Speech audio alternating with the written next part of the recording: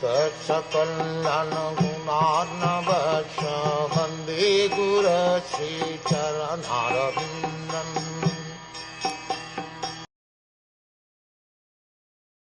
Afterwards, when the Lord asked permission to depart and the king gave it, the Lord offered his respects to Maharaj Yudhishthira by bowing down at his feet, and the king embraced him.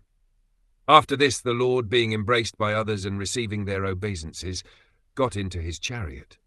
Maharaj Yudhishthira was the elder cousin of Lord Krsna, and therefore while departing from him the Lord bowed down at the king's feet. The king embraced him as a younger brother, although the king knew perfectly well that Krishna is the supreme personality of Godhead. The Lord takes pleasure when some of his devotees accept him as less important in terms of love. No one is greater than or equal to the Lord, but he takes pleasure in being treated as younger than his devotees. These are all transcendental pastimes of the Lord. The impersonalist cannot enter into the supernatural roles played by the devotee of the Lord.